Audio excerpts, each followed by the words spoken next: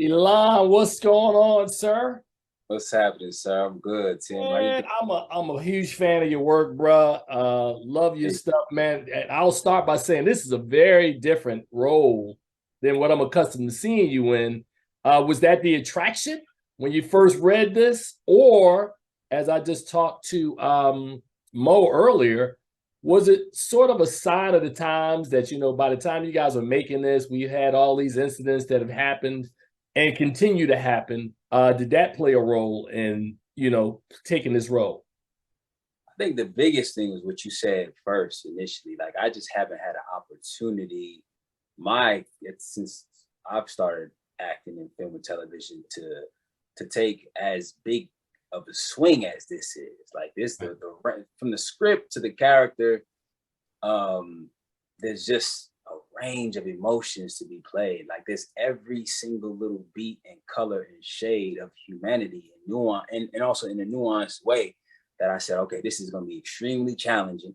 I have to grow as an individual and I have to grow as an actor. But like, it was a challenge that I felt that I was up to, and an honor to be able to take on because, like you said, I haven't been able to do something like this yet.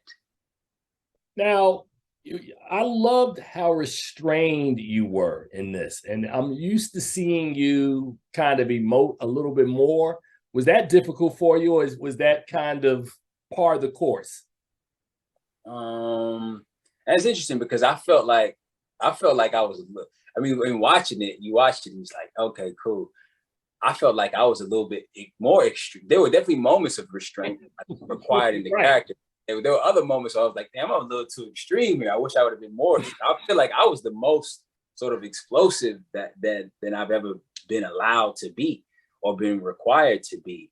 So yeah, I don't know if I felt moments where because it's a satire, so it calls for extreme, for you to play like that guitar to the fullest capability of it, to really open that aperture. Like I felt that was what was the most satisfying about it was that you get to scream and punch and cry and laugh and do all of those things, man, to the extreme. Now, it's interesting, man. I was having a conversation earlier with your director, and I was telling him that, there are a lot of films that deal with race, and as black men, we understand more so than anybody else that specter of what that, what of all these elements mean. And I know as an artist, Elon, that sometimes, man, you guys are trained a certain way that there's certain pockets of information you need to take in order to inhabit a role. How much did it play in a film like this that deals, as you said earlier, this the satirical element of it, but it's also that feeling of you internally kind of emoting out this character? So how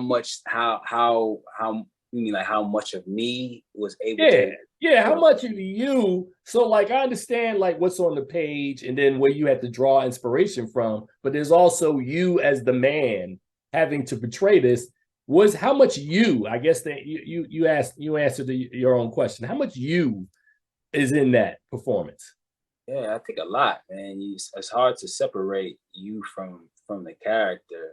Um, what I wanted to make sure that I did was that I didn't bring the character down to me. I wanted to rise up to the character Got you. Got you. Got you. from a lens of compassion, be able to view him, so that I can allow the energy to come through me. But like it's he has a fear and an insecurity, and we find him caught in like survival. Like that's his biggest thing is survival. He's built like all of these public personas and these masks in order to survive. But what he doesn't do is feed like his authentic self. I think he doesn't really know who he is. And as a result, he doesn't really have any backbone.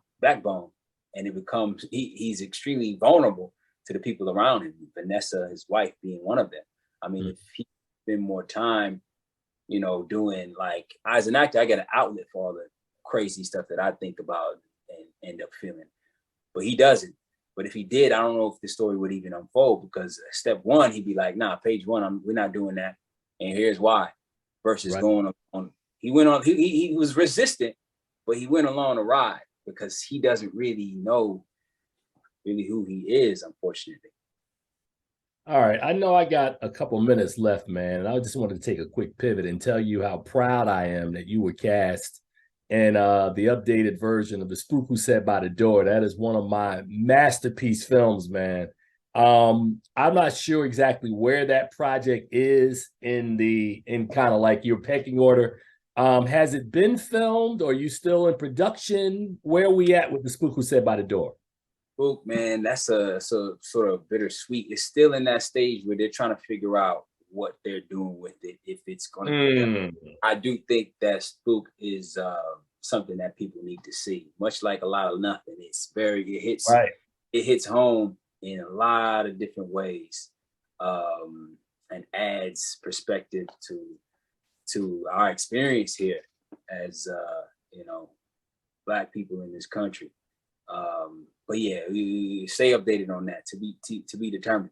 Oh man, that hurt me so bad, man. Because I was Yeah, like, I really wanted to see you yeah, tackle that role, man. Because that yeah, is such a film that's rich in complexity. And to your point, much like the story that you just took on, these are difficult conversations and difficult films, which inspired people to have plenty of conversation, man.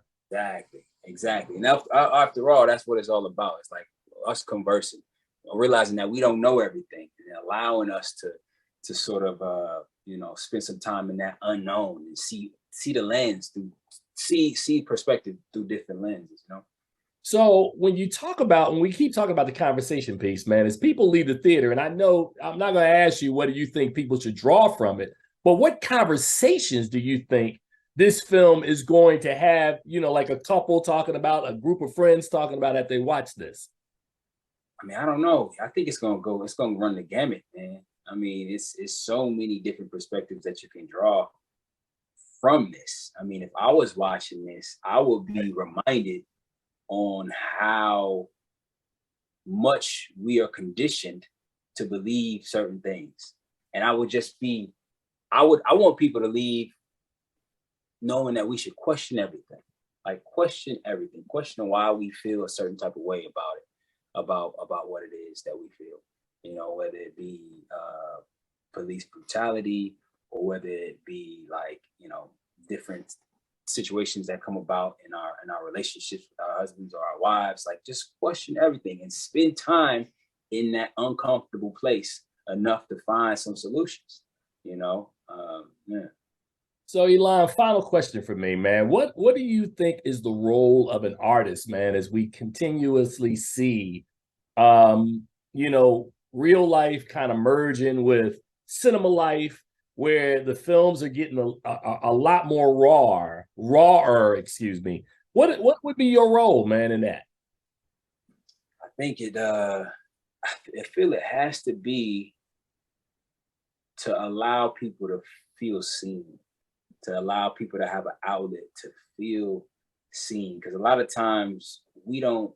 Oscar Wilde has this quote where he said, "I don't know what I think until I hear what I say." And a lot of times we might be watching something and you may not have the words to articulate how it is you genuinely feel until you see another human being embody it. And you got those mirror neurons working on screen and it's telling you like, oh shit, that's how I actually feel about this. And then you can move, maybe you're more healed. You heal from that, or maybe you realize that you gotta go into the closet or go into your journal or go to the therapist and deal with some of those things, but you got to see it somehow. And I think as artists, that's our call. We are service people, and we're in service to the people who end up partaking in what we create, not so much to ourselves. I mean, we end up being able to have the outlet that so many people don't have, Right. which is to be able to express it. To whom much is given, much is required. So we end up being in service to that, to allowing people to be seen and potentially healed. Man, spoken like a true Kappa man there. Hey, Elon, brother, hey, man, it is a pleasure. This is the first time we've sat down and talked, man, but I hope it will not be the last time. And as I said, I am a huge fan of your work, man, and I love you in this film and look forward to your journey. Brother, you take care of yourself, man.